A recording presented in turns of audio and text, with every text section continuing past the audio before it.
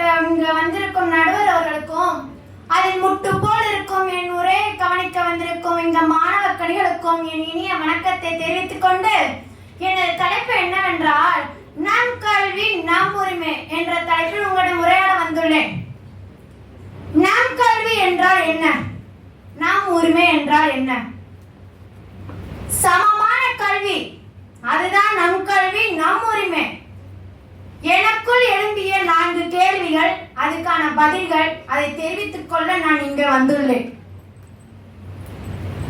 புதிய கல்விக் கொள்கை இந்த கல்விக்கு தேவையா? நடுவர் அவர்களே, புதிய கல்விக் கொள்கை நமது கல்விக்கு தேவையா? அதனால் எவ்வளவு இஷ்யூஸ் இருக்கு. நடுவர் அவர்களே, புதிய கல்விக் கொள்கையை கொண்டு வந்ததால என்னென்ன நிகழ்ந்தது? இங்கு கல்வி பணத்தாலையும் போய்விட்டது, அரசியலாலையும் போய்விட்டது. கல்வியை வியாபாரமா வித்துட்டாங்க, அது மட்டும் இல்லாம அரசியலாவும் பார்த்துட்டாங்க.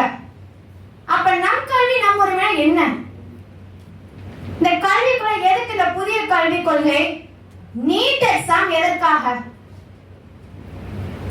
டாக்டருக்கு எழுத போனா நீட் எக்ஸாம் எழுதி பாஸ் ஆனாதான் மாணவர்கள் டாக்டர் ஆக முடியுமா?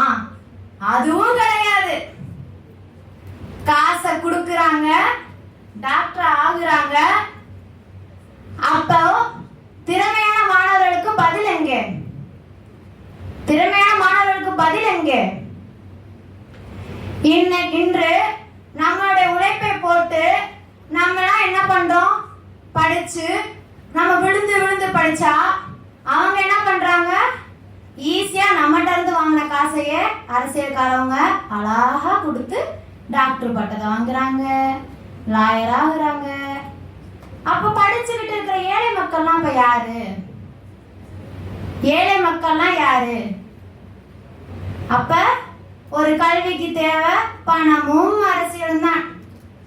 இங்கு நம்ம அரசுக்கு கவர்மெண்ட்டுக்காக நம்ம அடிமையா கிடந்தா, ஆனா அந்த கவர்மெண்ட் அரசியல்காரனுக்கு அடிமையா கிடக்க போல. இன்னைக்கு நான் என்னையவே ஒரு உதாரணமாக சொல்றேன்.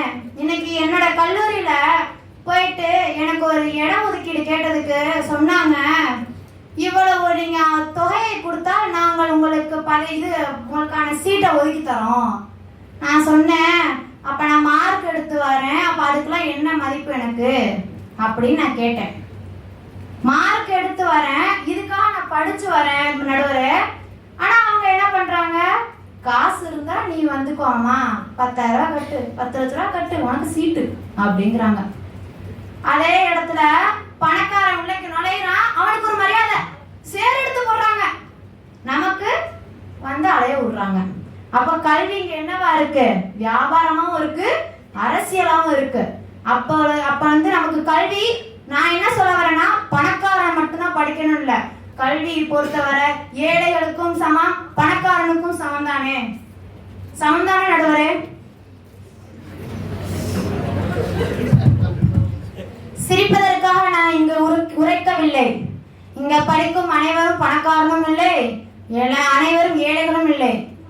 நீங்கள் அனைவரும் உங்களை உணர்வதற்கு முன்னால் உங்கள் பெற்றவர்கள் பட்ட கஷ்டத்தில் உள்ள காசுகளை உணருங்கள். சிரிப்பது ஒரு இது இல்லை. இங்க நான் உரைக்கிறதா எனக்குள்ள இல்ல எனக்குள்ள உள்ள இது எனக்கு மட்டும்தான் தெரியும். அது என்னன்னு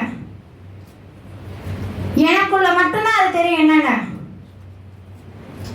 எனக்கு நம் கல்வி நம்ம உரிமை நான் தலைப்பு எடுத்துட்டேன். ஆனா இன்னைக்கு நான் பேசும்போது எனக்கு ஒரு 4 கொஸ்டின் என்னன்னா தெரியுமா? பெண் பிள்ளை திருமணம், அது ஒண்ணு. அப்புறம் இந்த பணக்காரர்களுக்கும் ஏழைகளுக்கும் உள்ள வித்தியாசம், இது 2ஐயும் சொல்றதுக்கு தான் நான் இது நினைனேன். ஓகே, எனக்கு வாய்ப்பளித்ததுக்கு நிமிடங்கள் முடிந்துவிட்டது. வாய்ப்பளித்த நடுவர் அவர்களுக்கும் நான் கூறிய அனைத்து உரையையும் கேட்ட உங்கள் அனைவருக்கும் எனது உரையை முடித்துக்கொண்டு நன்றியை தெரிவித்துக் கொள்கிறேன். நன்றி, வணக்கம்.